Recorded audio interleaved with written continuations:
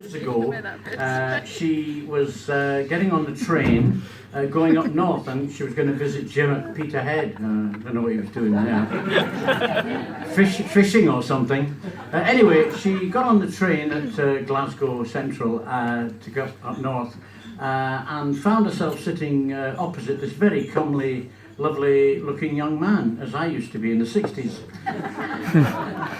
Bloody laughing. Anyway, she found herself sitting opposite this very good looking guy, and the train set off as it does, late, and she thought, well, you know, I've got to have some conversation. We're going quite a long way. So she said, you know, hello, she said, you know, what's your name, where are you going? And he said, well, in fact, he said, I'm going up to Aberdeen. And she said, oh, what are you doing up there? He said, I'm going to Aberdeen University, I study there. And there was a silence, and she said, well, you know, what do you study?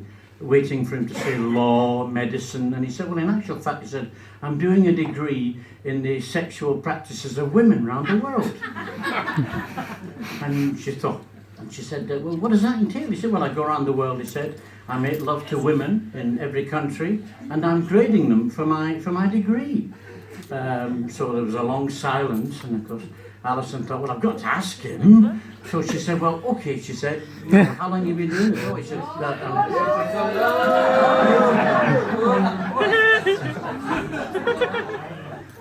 I'd go out the room if I were you.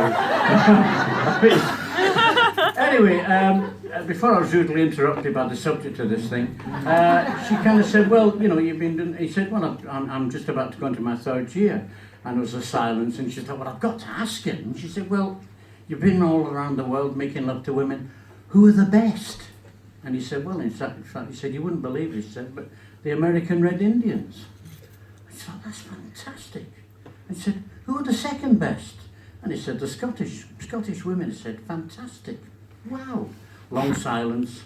And then he kind of said, well, look, he said, enough about me, you know. Tell me about yourself. You know, he said, what's your name? He said, oh, Pocahontas Mackenzie.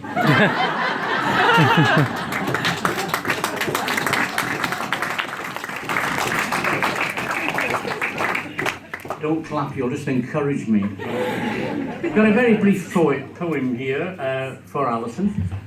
Please bear with me. And here we go. Poem for Alison. Greetings to Alison on this special birthday, and being the gentleman I am, I won't say how old she is, as that would not be fine. So to keep that a secret, I'll just be subtle and say that last year she was celebrating being 59. That's the standard you've got to listen to. Right. Seeing so many people here tonight, it's so obvious that she's a popular person. It's just something that you can tell. Looking around the room, seeing such quality, generous, intelligent, thoughtful people, and Jim Ruff's here as well.